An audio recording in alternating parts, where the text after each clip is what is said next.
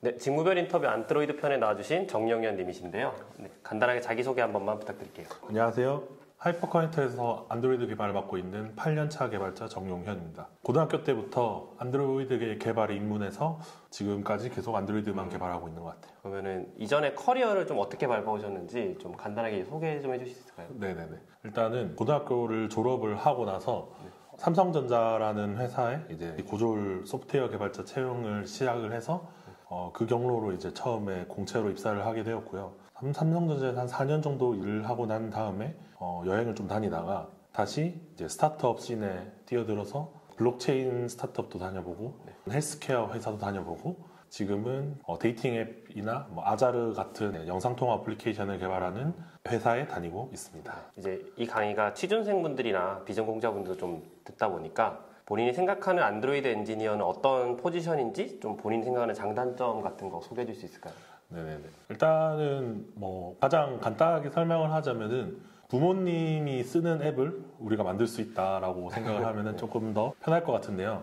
이제 가장 실생활에 밀접한 앱을 만들다 보니까 사용자와의 그 생각 혹은 사용자와 이제 커뮤니케이션 하는 부분이 되게 중요하다고 생각이 들고, 그다음에 디자인을 실제로 크리에이트 하진 않아도 이 디자인이 어떤 디자인인지는 파악할 수 있는 능력도 좀 있어야 되는 것 같고, 그런 부분에 있어서 전반적으로 되게 폭 넓게 일을 할 수 있는 것 같아요. 자, 그러면 사실 개발자의 직무가 요즘 되게 많고 또 세분화되어 가고 있잖아요. 좀 어떤 계기로 안드로이드 개발을 하게 되셨는지가 좀 궁금한데요. 네, 안드로이드 개발을 하게 된 계기는 고등학교 때 앱 개발 대회가 많았어가지고 앱 개발 대회에 이제 참여를 하게 되면서 이제 배우게 되었는데요. 그 당시 이제 만들고 싶었던 앱이 분명히 있었기 때문에 그 앱을 서비스를 하기 위해서 앱 개발을 배웠고, 그 당시에 이제 제가 맥 PC가 없었기 때문에 안드로이드로 바로 시작을 했습니다. 네. 그러면은 이제 지금도 현업에서 안드로이드 개발을 하고 계시잖아요. 근데 사실 대기업 같은 경우에는 본인이 들어갔을 때 원하는 직무를 하지 못하게 되는 경우도 좀 많다고 들었는데 어떻게 그걸 좀 이어오실 수 있었는지가 좀 궁금하거든요. 저 같은 경우는 사실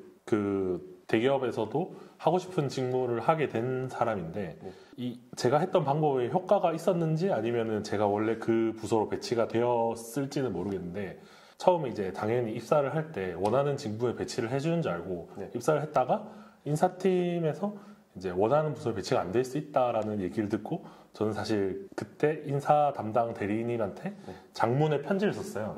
장문의 편지를 썼는데 이제 사실 결론은 그거예요. 나 원래 대회 이런 거 많이 참여해봤고 실제로 코딩도 잘한다. 그리고 그 당시 이제 코딩 테스트 점수가 나왔었는데 제가 그때 한 95명 중에 한 5등인가 그 정도 했거든요. 1등은 아니었지만. 그래서 이 정도 하고, 근데 개발하는 부서 배치 안 해주면은 퇴사할 거다. 라는 약간의 협박성 멘트를 좀 넣어가지고 시작을 하게 되었습니다. 이게 효과가 있었는지 아니면은 원래 내가 거기 배치될 거였는데 그렇게 된 건지는 정확하게는 저도 그분의 생각을 알 수 없지만, 이제 나중에 술자리에서 그러시더라고요. 그 편지 보고 실컷했다고. 인사팀 분도 좀 공채를 했는데 퇴사하면 곤란한 게 있으니까. 네, 아마도 절반 정도는 어느 정도 영향이 있지 않았을까 싶어요. 그럼 좀 이제 고졸 개발자로 일을 하고 계시잖아요. 네네. 그럼 좀 궁금한 게 본인이 생각하기에 대학교를 가지 않아서 느꼈던 장점, 단점 이런 게 있을까요? 일단은 대학교를 저는 굳이 가지는 않아도 된다는 생각이긴 한데, 가지 않으려면은 사실 그만큼 잘 해야겠죠. 일단은 기본적으로 제가 고졸로 먼저 취업을 하고, 그 다음에 마침 또 괜찮은 회사에 취업을 했고, 그리고 커리어 이어나가면서 대학교가 필요하다는 생각은 사실 한 번도 든 적이 없었던 것 같아요. 오히려 남들이 혹은 대학교를 다녔던 선배, 후배, 혹은 친척들, 가족들이 필요하지 않냐라는 얘기를 더 많이 했고, 그래서 저도 고민을 하다가 필요한가 싶어서 이제 고민을 했었는데 결국 필요는 없다고 생각을 하게 되었고요. 그러니까 약간 그런 것 같아요. 제가 생각하는 이 생각에 대해서 확신이 들 때까지 시간이 굉장히 오래 걸리거든요. 근데 그게 자꾸 옆에서, 특히 한국은 대학교를 많이 진학하는 사회다 보니까 옆에서 자꾸 대학교가 필요하지 않니, 뭐는 하니 하고 하면은 솔직히 저도 헷갈리거든요. 저도 처음부터 막 엄청나게 나는 대학교를 가지 않겠어 이렇게 생각했던 게 아니고 고등학교를 졸업하고 취업을 했는데 막상 제가 커리어도 좀 잘 풀리고 하다 보니까 이제 대학교를 진학을 하지 않았고 만약에 비진학을 고민을 하는 사람이 있다면은 일단은 본인이 그것을 얼마나 잘 할 수 있는지를 생각을 하고 전 진짜 사실 안 가도 된다고 생각을 하거든요. 근데 대신 안 갈 거면은 그냥 일반적인 대학교 졸업한 학생보다는 잘해야겠죠. 그러니까 기본적으로 4년이라는 혹은 남자들은 이제 군대까지 포함하면 6년이라는 시간차가 분명히 생기는데 이 6년의 시간차와 이 실력은 충분히 차이가 날 수 있거든요. 그래서 이제 그런 부분에 대해서 뭐 비진학을 고민하시는 분이 있다면은 그렇게 뭐 본인의 실력을 키워서 대학교를 가지 않아도 된다는 걸 자신이 보여주겠다라고 생각을 하면은 좋을 것 같습니다. 왜냐면 요즘 그런 분들이 많잖아요. 커뮤니티 같은 데 보면은 원래 좀 한국이라는 게 소문을 좀 완전 극단으로만 생각을 하는 경우가 있으니까 개발자는 실력만 중요하다고 들었습니다. 전 그래서 대학을 안 가도 될까요? 라고 묻는 고등학생 분들이 많으세요. 맞아요. 네. 그런 거에 대해서 좀 생각 드신 거 있나요? 일단 뭐 실력만 있으면 되긴 하겠죠. 근데 그 실력을 본인의 커리어를 보면 어떻게 쌓느냐도 중요하고 그 다음에 사실 사람의 실력을 알아보는 것보다 더 알아보고 싶은 건 대학교 타이틀이거든요. 그러니까 결국에는 그 대학교 타이틀을 이겨낼 수 있을 만한 본인의 커리어, 뭐 경험 아니면 뭐 하다못해 뭐 요즘에 뭐 정보 올림피아드 우승 이런 것들이 있다면 사실 저도 진짜 굳이 필요하진 않다고 생각이 들고 만약에 그런 게 없이 그것을 보여주려고 한다면은 보여주는 데 노력을 정말 많이 해야 될 것 같습니다. 그럼 현실적으로 지금 코딩을 아직 시작도 안 한 고등학생이 그냥 대학교 안 가고 이제 코딩 공부를 하겠다라고 하면 좀 어떻게 판단하는 게 좋을까요? 그런 일단은 되게 많으니까. 뭐 여러 가지가 있을 텐데 일단은 제 생각에는 조금 빠른 결정이 필요한 것 같아요. 일단은 뭐 고등학교 1학년이라면은 아직 이건 남일이라서 그렇게 얘기하는 걸 수도 있는데 고등학교 1학년이라면은 차라리 1학년 때 진로에 대한 확신이 만약에 들었다면 차라리 괜찮아요. 자퇴를 하고 다른 뭐 특성화고를 진학을 하는 걸 노린다던가 아니면은 검정고시를 쳐서 본인이 사회를 좀 더 빨리 체험을 하겠다라는 생각을 할 수 있을 거라고 보는데 고등학교 3학년 때 그런 생각이 들었다면은 일단은 저는 일단 수능을 치고 대학을 가는 거를 추천을 하죠. 왜냐면은 3학년 때 자퇴하는 거랑 1학년 때 자퇴하는 거는 큰 차이거든요. 그렇죠. 저도 솔직히 고등학교 때 1학년 때 자퇴하고 싶었던 적이 있었기 때문에 근데 3학년 때 되니까 이제 못 하겠더라고요. 1년밖에 안 남았기 때문에. 이제 그래서 어쨌든 간 뭐 이런 커뮤니티 같은 데에서 대학교 비진학 고민을 하는 학생들에게 진짜 해주고 싶은 말이 진짜 잘할 자신이 있으면 괜찮은데 그 자신은 본인한테서 찾는 게 아니고 남들한테서 그 확신을 얻어야 된다고 생각을 해요. 뭐 대회를 나가든 아니면은 뭐 어디 뭐 외주를 하든가 어쨌든 간 이런 커리어를 쌓아야 되기 때문에 커리어가 없다면 사실상 나를 증명할 수 있는 방법이 아무것도 없거든요. 저도 뭐 고등학교 때만 해도 저는 고등학생 중에서는 그래도 프로그래밍을 제일 잘한다라고 우물한 개구리 속에 살았거든요. 왜냐면 저희 학교에서는 프로그래밍을 제대로 하려고 하는 애가 저밖에 없었으니까 그런 거지 사실 세상은 넓기 때문이에요. 저도 그런 걸 느껴가지고 저도 실업계고 나왔잖아요. 그러니까 그럼 좀 삼성전자라는 어떻게 보면 한국의 전통의 대기업을 다니셨고 뭐 스타트업도 작은 곳부터 큰 곳들 여러 군데 다녀봤잖아요. 그럼 본인이 느끼기에 이런 회사들의 각각의 장단점이 있을까요? 개발자로서? 일단은 확실히 스타트업 같은 경우에는 개발을 하면서 사용하는 라이브러리나 이런 것들을 굉장히 쉽게 혹은 내가 마음대로 선택을 할 수 있다는 게 장점이죠. 그래서 뭔가 내가 공부를 하고 싶은 라이브러리 혹은 내가 공부를 하고 싶은 분야가 있으면은 충분히 그걸 공부를 하고 업무에 적용이 가능한데 큰 회사로 가면 갈수록 자유로움이 좀 떨어지는 것 같아요. 뭐 예를 들어서 새로운 라이브러리를 적용한다고 하면은 삼성전자 같은 대기업에서는 사용하기 전에 라이센스 검토를 먼저 해야 되거든요. 근데 이런 것들이 굉장히 느리고 복잡하기 때문에 뭐 진짜 안드로이드에서 유명한 뭐 레트로핏 이런 라이브러리들이 있는데 이런 것들도 사실 직접 구현해서 썼거든요. 직접 구현하는 게 장점도 있어요. 왜냐면 일단 내가 이걸 직접 구현하기 때문에 충분히 보안적으로나 혹은 성능적으로나 검토를 잘 할 수 있고 내 실력도 늘어나고 좋은데 이제 시간이 많이 걸리기 때문에 그렇지만 이런 대기업들은 또 그런 시간을 많이 주기 때문에 가능은 하죠. 근데 좀 그런 부분에서 좀 장점과 단점이 좀 있을 것 같고 뭐 팀 분위기나 혹은 회사 분위기 같은 경우는 저 일단 IT 쪽 개발자라서 그런 걸지는 몰라도 삼성전자에서도 딱히 뭐 뭔가 위기 질서가 엄청 심하다던가 아니면은 뭐 출퇴근이 자유롭다던가 이런 부분에 대해서 뭐 오히려 스타트업이 더 안 좋았던 적도 많고 해서 별반 다를 바가 없을 것 같은데 일을 하는 데 있어서 자율성이 어느 정도는 삼성전자가 조금 떨어지긴 하죠. 그럼 좀 커리어적으로도 예를 들어서 삼성전자에서는 이런 커리어를 얻어서 좋았다? 스타트업에서는 이런 좀 커리어적 가치 얻어서 좋았다 이런 것도 있을까요? 네네네. 일단은 삼성전자에서는 전통적인 안드로이드를 개발하는 회사이기 때문에 이런 진짜 안드로이드를 깊게 파볼 수 있어서 되게 좋았던 것 같고, 그 다음에 뭐 삼성전자라는 이름값도 있고, 삼성전자에서 얻을 수 있는 다양한 이제 교육의 기회들, 네. 뭐 그런 것들이 되게 좋았던 것 같고, 스타트업을 가니까 좋았던 거는 이제 빠르게 출시를 하고 유저 피드백을 받고 다시 출시를 하고 유저 피드백을 받고 이런 반복을 되게 많이 했는데, 이런 반복을 하니까 되게 뭔가 빠르게 구현하는 능력도 좀 좋아진 것 같고, 그 다음에 이제 그런 것을 하기 위해서 기반적으로 이제 설계를 잘 한다던가 네. 아니면은 좀 라이브러리나 이런 유명한 라이브러리들 좀 쉽게 적용하면서 네. 이제 빠르게 개발을 할 수 있었던 점이 되게 좋았던 것 같아요. 그러면은 예를 들어서 본인이 첫 구직을 앞둔 주니어를 상담을 해준다고 했을 때 첫 회사로서 좀 괜찮은 스타트업과 대기업이 있어요. 어디를 좀 첫 회사로 좀 더 낫다고 보시나요? 근데 이게 대기업도 이런 삼성전자나 뭐 하이닉스 같은 대기업이 있고, 네. 흔히 말해 네카라 쿠베라고 불리는 대기업이 있잖아요. 그쵸. 저는 솔직히 말하면은 진짜 서비스업 쪽으로 하고 싶다면은 솔직히 네카라 쿠베 같은 대기업이 더 좋을 거라고 생각하고, 스타트업을 가기 전에 항상 명심을 해야 될 거는 아무도 가르쳐 주는 사람이 없기 때문에 이거를 컨트롤하기 힘들거든요. 그러니까 이런 부분만 좀 생각을 한다면은 저는 이제 완전 취업을 준비하는 주니어들한테 솔직히 대기업을 더 추천하는 편이에요. 일단 당연히 여러 곳에 다 지원을 하시겠지만 네.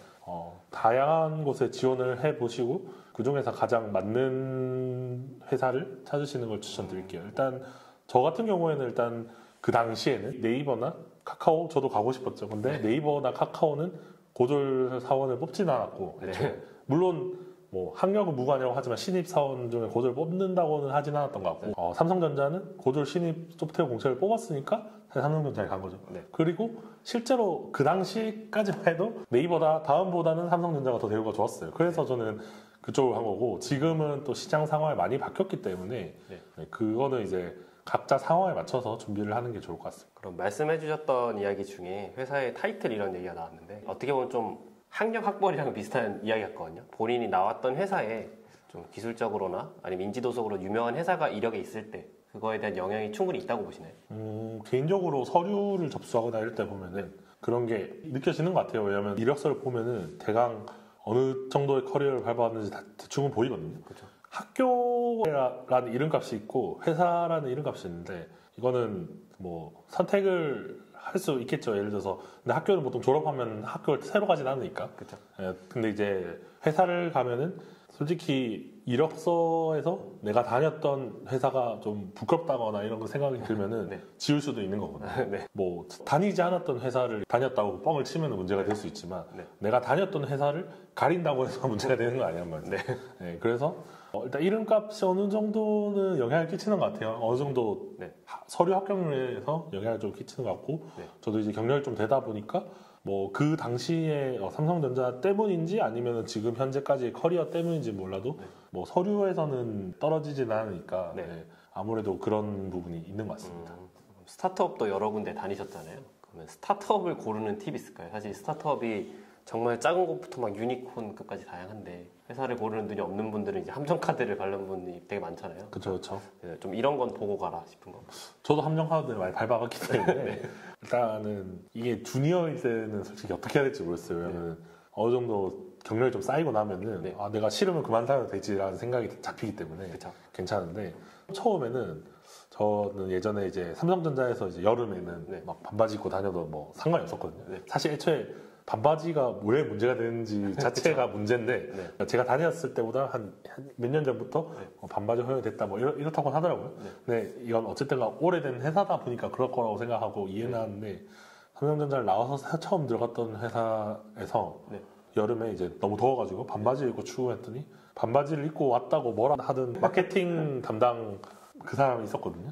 그 사람을 딱 봤을 때 이거 퇴사해야 되나? 라는 생각을 했었는데 일단은 퇴사해야 되나라는 생각을 했을 때 네. 퇴사를 안 하고 한 3개월 더 다녔어요. 네. 그게 후회스럽거든요. 그러니까 저는 솔직히 면접을 보면서 네. 쎄한 부분이 분명히 있을 거예요. 네. 근데 쎄한 거는 보통 사실이거든요. 그렇지만 만약에 뭐 다니게 됐다. 네. 근데 그런 상황을 맞이한다면은 사실 빨리 나오는 것도 저는 방법이라고 생각해요. 네. 근데 이거는 어느 정도 경력이 쌓인 분들에게 네. 추천해주는 방법이고, 신입들은 일단은 가장 쉽게 볼 수 있는 게 그 회사의 신입 연봉 수준을 보면은 대략적으로 알 수 있다고 보거든요. 왜냐면 뭐 회사마다 연봉 차이는 있고 뭐 얼마든 차이는 있겠지만 기본적으로 시장 평균을 주는 회사들은 그냥 평균만큼 해요. 네, 그냥 평균만큼 해요. 그러니까 엄청 좋은지는 가봐야 아는 거고, 네. 기본적으로 시장 평균만큼의 연봉을 주는 회사들이 대체로 사람한테도 평균적으로는 하기 때문에 네, 그 정도가 제일 파악할 수 있는 지표가 아닌가 싶어요.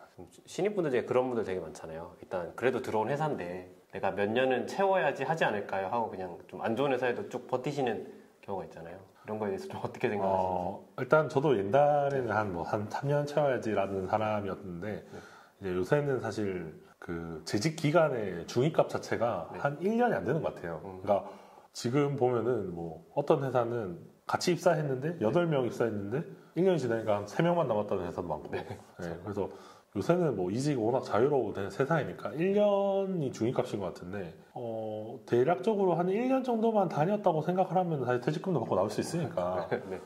충분하다고 생각을 하고, 그러면 또 회사가 너무 안 좋다면 사실 빨리 나가는 게 저는 조금 더 좋은 것 같습니다. 그럼 좀 본인이 이력서를 받았을 때 만약에 짧게 재직한 회사가 있다라고 하면 그 자체로 좀 안 좋게 보시나요? 저는 그렇게 보진 않아요. 그러니까 왜냐면 저도 짧게 다녔기 때문에 그것이 있기 때문에. 근데 뭐 예를 들어서 3개월 다닌 회사가 있다 하고 뭐 2달 다닌 회사가 있다 하면은 이 담당자 입장에서 물어볼 거잖아요. 그렇죠. 근데 그런 부분이 좀 부담스럽다고 생각을 한다면은 사실 그거를 좀 더 가릴 수 있다고 생각을 하거든요. 뭐 그때 놀았다던가 아니 논 게 좀 그러면 뭐 파트타임 프리랜서를 했다던가 라는 식으로 포장을 할 수 있기 때문에 그런 부분에 대해서 신경 쓰진 않고 실제로 2, 3개월 적은 이력서를 보면은 아 이분 솔직하시네 라는 생각이 들어요. 별로 신경을 쓰지 않거든요. 요즘 개발자가 좀 핫해지면서 유입되시는 분들이 많은데 제일 많이 손대시는 게 웹 아니면 사실 모바일이거든요. 그중에 좀 물어보고 싶었던 게 요즘은 크래스 플랫폼 프레임워크들이 되게 많이 나오잖아요. 리액트 네이티브나 플러터 같이. 그럼 이런 프레임워크를 본인의 이제 주요 메인 커리어로 삼는 건 좀 어떻게 보시나요? 분명히 사용하는 수요처가 있기 때문에 뭐 이게 좋다 나쁘다라고 얘기를 할 수는 없을 것 같은데요. 그렇지만 이제 결국에는 뭐 리액트 네이티브든 플러터든 간에 결국 iOS와 안드로이드 위에서 돌아가는 그 소프트웨어를 만드는 건데, 이 소프트웨어를 뭐 예를 들어서 일반적으로 뭔가 게시판 형태의 앱을 만든다거나 뭐 일반적으로 그냥 카메라나 스피커 아니면 뭐 마이크 이런 걸 전혀 쓰지 않는 일반적인 앱을 만든다면은 충분히 리액트 네이티브나 플러터 같은 프레임워크로도 충분할 거라고 생각은 드는데, 문제는 그것만 쓸 수 있는 게 아니라는 거죠. 요새는 이제 개발을 하다 보면은 카메라에서 뭐 필터를 입힌다던가 이런 기능들을 무수히 많이 써야 되고 보이스를 녹음을 해서 음성 녹음 파일을 막 분석을 한다던가 이런 것들 엄청 많이 써야 되는데, 그러면은 결국에는 네이티브 기술이 필요하거든요. 뭐 iOS나 안드로이드의 이제 인터페이스를 가지고 이제 개발을 해야 되는데 결국에는 네이티브를 개발을 해야 되기 때문에 좀 병행을 하시는 게 좋을 것 같습니다. 뭐 리액트 네이티브 충분해 라는 건 사실 없거든요. 플러터가 리액트 네이티브보다 빠르다고는 하지만 그래도 이제 네이티브는 더 빠르거든요. 네이티브의 속도를 분명히 써야 하는 앱들이 있기 때문에 저는 조금 더 큰 회사를 노리거나 혹은 좀 더 좋은 커리어를 노리면 동시에 하는 게 좋을 것 같습니다. 뭐 유명한 스노우 이런 카메라들 다 네이티브로 만든 거니까요. 앞에서 iOS 편에서 그분은 똑같은 말씀을 해주시길, 그냥 그래도 네이티브는 가지고 있어야 된다라고 말씀하시더라고요. 좀 비슷한 의견을 해주신 것 같네요.